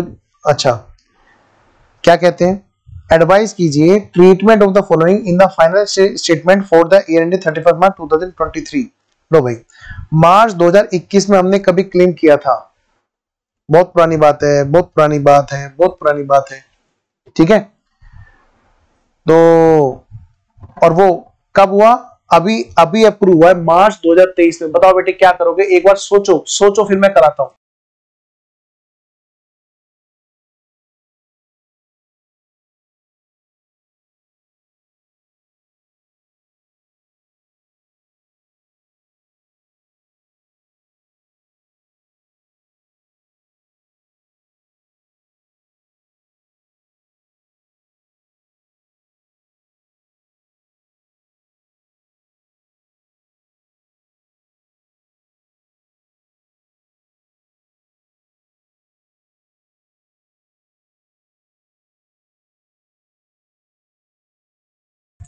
पढ़ लिया। अब देखो बेटा, कॉमन सेंस की बात है, जिस टाइम पर हमने क्लेम किया 2 लाख का हम क्लेम मांग रहे थे, तो उस टाइम हमें ये थोड़ा पता था कि 1.5 लाख का अप्रूव होगा, और हमें तो ये भी नहीं पता था कि अप्रूव होगा कि नहीं होगा। कलेक्शन की श्योरिटी नहीं थी, अमाउंट की श्योरिटी नहीं थी, तो क्या हम रिवेन्यू को रिकॉग्नाइज कर सकते थे, मतलब ही नहीं। तो 2021 में मार्च में हम इसको रिकॉग्नाइज नहीं कर सकते थे, because of lake of uncertainty, because of uncertainty. भाई सर्टेनिटी नहीं थी, लेक थी सर्टेनिटी, ठीक है। तो इसका मतलब क्या है, जब ये सर्टेन हो गया, कब हो गया बताओ, 2023 में, 2023 में मार्च में सर्टेन हो गया जी, तो हम इसको तभी रिकॉर्ड कर सकते हैं, ठीक है। आइए जरा इसी बात को हम लोग यहां पे लिखेंगे, कैसे, लो जी, how to present your answer in exam. लो बेटा कैसे करेंगे जी, आओ जरा इसको थोड़ा सा डिफरेंट स्टाइल पेज करते हैं। यहां पर लिखिए फटाफट से, इलस्ट्रेशन नंबर 3। सबसे पहले बात क्या लिखोगे, such problem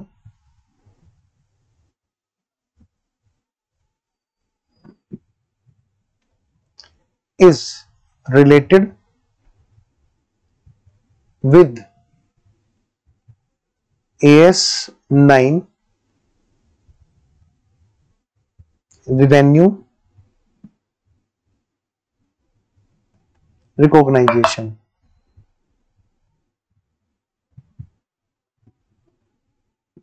number two,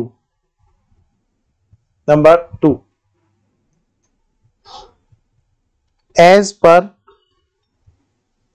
AS9,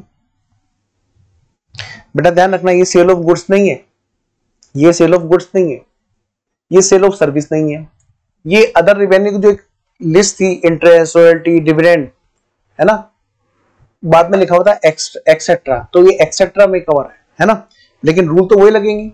आइए जी, as per AS9 revenue can be recognized, revenue can be recognized, और हमें सिर्फ वो वाला प्रोविजन लिखना है जो इस पर लग रहा है, recognise only if there is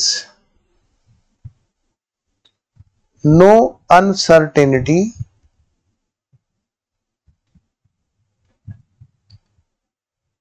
regarding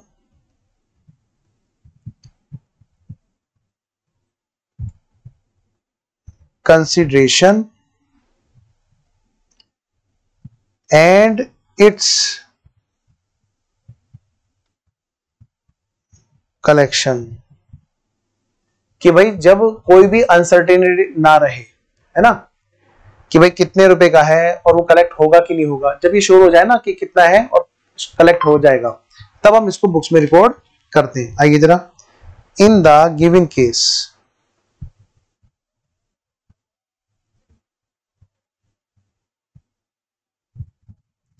in the given case. अब इस वाले केस में हम बात करते हैं जी, इन the given case.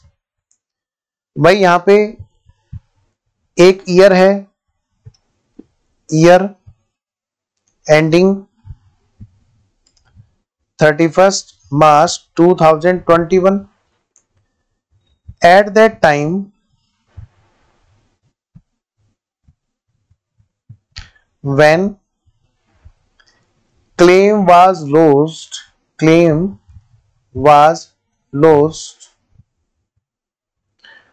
for rupees 2 lakh, it was not certain,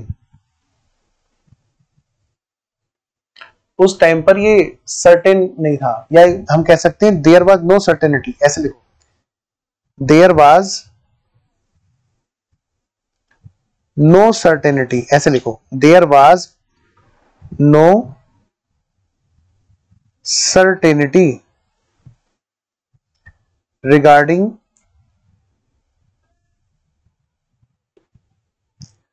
amount of claim and its collection, कि भाई अमाउंट कितनी मिलेगी उसी क्लेम की और ये कलेक्ट होगा कि नहीं होगा, amount of claim and its collection. फिर जो अगली बात है बेटे, year ending 31st March 2023, 31st March 2023,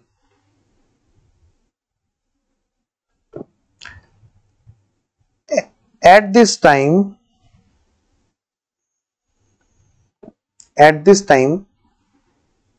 claim rupees 1,50,000 has become certain,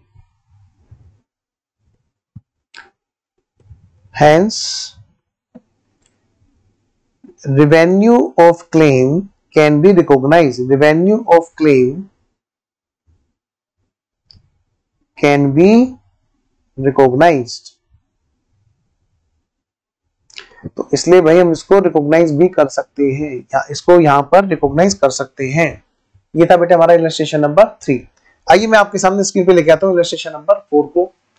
ठीक है, आप लोगों के पास बुक तो होगी, पर फिर भी मैं आपके सामने बुक हमेशा स्क्रीन पे रखता हूं ताकि आपको आसानी हो। फटाफट से एक बार इसको पढ़ेंगे इलस्ट्रेशन नंबर 4 को, और पूरा ध्यान लगाएंगे।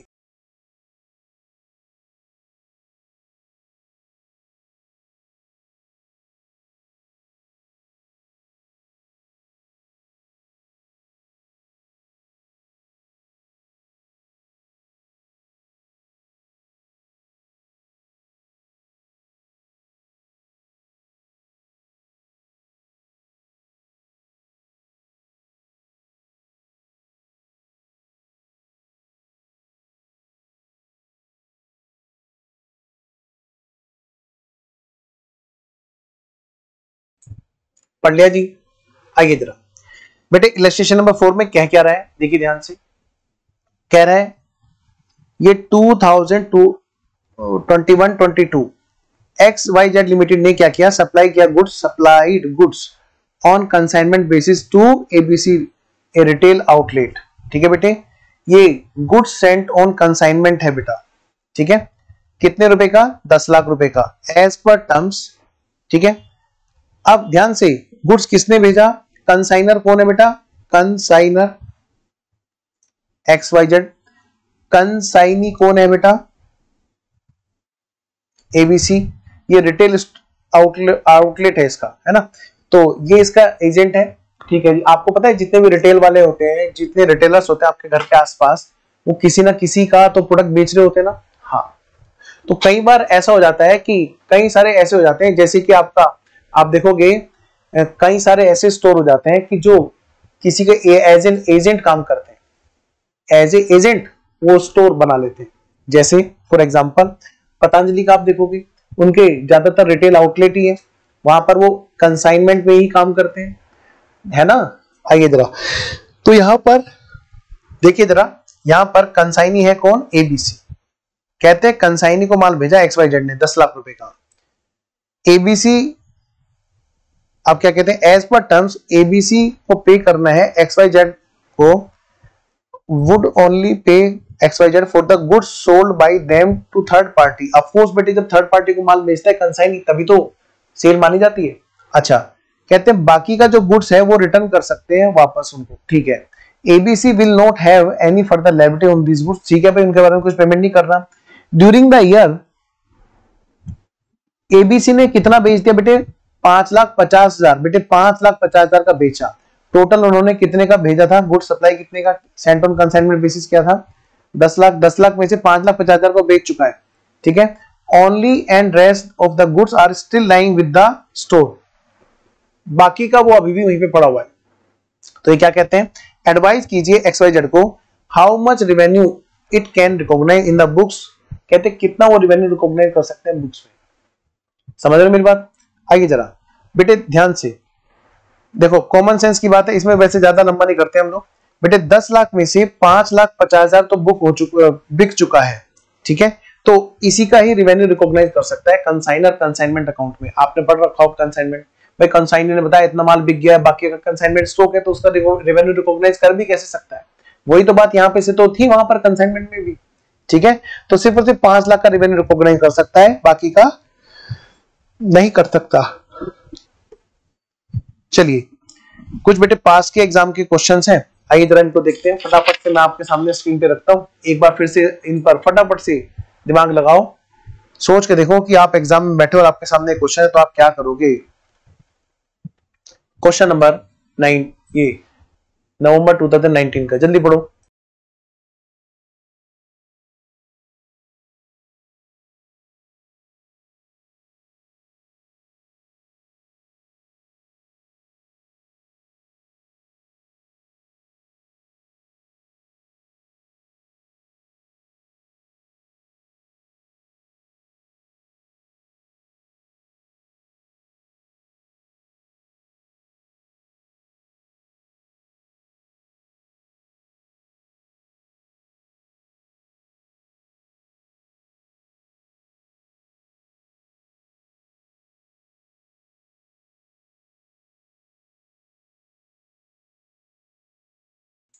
पढ़ लिया, आइए मेरे साथ पढ़िए। अब ये क्या कहते हैं जी, सबसे पहली बात, सबसे पहले यहाँ पे ये कह रहे हैं कि भाई इंडिकेट कीजिए, क्या इंडिकेट कीजिए, in each case whether revenue can be recognise और नॉट, एंड अगर रिकॉग्नाइज कर सकते हैं व्हेन, ठीक है। अब जैसे ट्रेड डिस्काउंट है, भाई ट्रेड डिस्काउंट और वॉल्यूम रिबेट, भाई डिस्काउंट लेना हमारा काम थोड़ा है, ये डेफिनेशन में नहीं आती है, रेवेन्यू होते ही नहीं, ठीक है। इनकम हो गई, ये तो ट्रेड डिस्काउंट तो बेटे क्वांटिटी डिस्काउंट होती है, ये तो वॉल्यूम रिबेट है, मतलब कि क्वांटिटी बढ़ गई तो प्राइस हमारा कम हो गया है, तो सेल्स प्राइस में एडजस्ट होती है।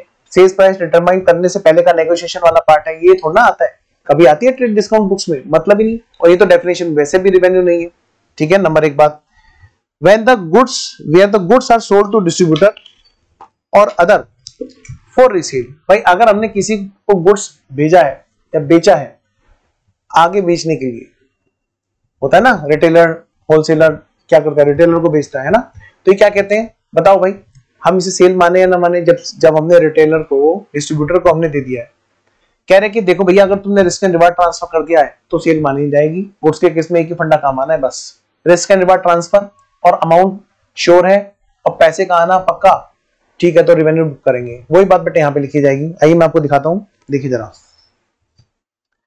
क्या कहते हैं। When the goods are sold to distributor or other, revenue from such sale can be generally be recognized if significant risk of ownership have been passed. सिर्फ और सिर्फ तब, however in some situation buyer may be insufficient that as an agent, in such case sale should be treated as consignment sale। ठीक है जी, अगली बात करते हैं जरा। अब बात करते हैं when the seller concurrently agree to repurchase the same goods at later date at later date। देखो इसमें फ्यूचर में क्या होगा, हम उसको वापस ले लेंगे। जैसे होता ना, मैंने आपको एक बात पढ़ाई थी ES 19 में, ES 19 में लीज में, वहां पे था ना sale and lease back transaction. ये उसी की बात कर रहे हैं कि सेलर ने कॉन्करेंटली एग्री, उसी टाइम पर जिस टाइम गुड्स बेचा उस टाइम पर एग्री कर लिया कि भाई मैं तेरे से फ्यूचर में खरीद लूंगा इस गुड्स को वापस, अभी तो एक काम कर, तू गुड्स ले ले, पैसे मेरे को दे दे। तो एक तरह का फाइनेंशियल अरेंजमेंट है। आइए जरा इसके बारे में देखिए, सीधी सी बात है भाई, ये रिवेन्यू का पार्ट होता नहीं है। देखिए जरा, force transaction where seller agree करता है टू रिपर्चेज लेटर डेट पर आर इन सबसेंट, ये फाइनेंसिंग अरेंजमेंट है। देखो वही बात कह रहा है ना, तो कह रहे हैं इनको रिवेन्यू नहीं माना गया है, ये इनको रेवेन्यू की तरह रिकॉग्नाइज नहीं कर सकते। और वैसे भी बात बेटे ES जब 19 ने बोल दी कोई बात, तो ये क्या कह देगा, कुछ भी नहीं बोलेगा, यानी कि यहाँ पर रेवेन्यू रिकॉग्नाइज नहीं होगा। आइए जरा अगली बात करते हैं, insurance agency commission for rendering services. भाई कई बार कई लोगों के आजकल जैसे क्या होता है ना कि उन्होंने इंश्योरेंस के कोड ले रखे हैं, हमें तो खैर being a CA in practice allow नहीं है, ठीक है, ध्यान रखना इस चीज का, कभी तुम कोड ले लो अपने नाम में बीइंग CA इन प्रैक्टिस आपको कोड लेना अलाउ नहीं है, आप किसी के एजेंट नहीं बन सकते, वरना आपकी प्रैक्टिस फिर हट जाएगी, प्रैक्टिस का सर्टिफिकेट छिन जाएगा। अब अगली बात करते हैं बेटा जी, बेटा यहां पर एक बात का ध्यान रखना है, इंश्योरेंस कराया किसी ने, किसी पर्सन ने किसी क्लाइंट का इंश्योरेंस कराया कंपनी से, तो बताओ वो जो पर्सन जिसने किसी का इंश्योरेंस कराया वो क्या होता है, इंश्योरेंस कमीशन एजेंट। उसको क्या मिलेगा, इंश्योरेंस कंपनी क्या देगी, कमीशन देगी। अब यहाँ पे क्या है, insurance agency commission for rendering services. अब यहाँ पे कह रहे हैं बताओ बताओ बताओ, अगर जो उसने सर्विस ऑलरेडी रेंडर कर रखी है उस केस में उसको इंश्योरेंस कमीशन जो मिल रहा है उसको रिकॉर्ड करेगा क्या वो, बेटे बिल्कुल करेगा। वो कब करेगा, जब वो रिन्यू हो जाएगी, ठीक है। आइए जरा पढ़िए ध्यान से, कह रहे हैं क्या, should be recognise on effective commencement और renewal date of related policy. जब भी भाई वो पॉलिसी है तो रिन्यू होगी, या फिर जो पॉलिसी अभी आज स्टार्ट हुई है तो इफेक्टिव डेट्स यहां से, ठीक है। आइए जरा एक अगला पॉइंट पढ़िए, ये वाला, ऑन 11 मार्च क्लोथ जिसकी 50,000 रुपए की वर्थ है उसको बेच दिया मिस्टर एक्स को, एक्स मार्ट को, but due to refurbishing of their showroom being underway, क्योंकि भाई जो परचेजर है मिस्टर एक्स मार्ट, क्योंकि उनके यहां पर शोरूम में काफी कुछ काम वाम चल रहा होगा, तो उनकी रिक्वेस्ट पर क्लोथ्स बाद में डिलीवर किए गए, तो भाई हम इसको रेवेन्यू माने कि ना माने, आपको याद है ना क्या, बायर की रिक्वेस्ट पे। आइए जरा वही चीज है यहां पर भी, वो भाई 11 मार्च को, अगर 11 मार्च मतलब जिस डेट को माल बिका, अगर वो टाइटल एक्सेप्ट कर लेता है ना, बिल कट गया बेटे उसके नाम में, तो इंप्लाइड है कि भैया सेल कंप्लीट हो गई है, रिस्क एंड रिवार्ड ट्रांसफर हो गए हैं, ठीक है। रिवेन्यू, ये पॉइंट हटा देना, रिवेन्यू शुड बी रिकॉग्नाइज, कहते हैं रिवेन्यू को रिकॉग्नाइज कर लेना चाहिए, क्योंकि तो बायर जो है फिजिकल डिलीवरी उसके पार्ट पर डिले है, हमारे पर नहीं, ठीक है जी।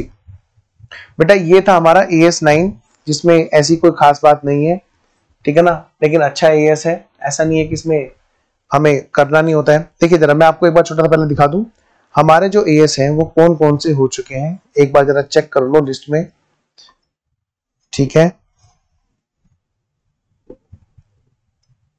बेटा ES 14 हमें अलग से नहीं करना है, ES 7 हो चुका है, ES 9 हो चुका है, ES 90 मैंने आपको YouTube पे दे रखा है, ES 20 भी हमारा हो चुका है, ठीक है।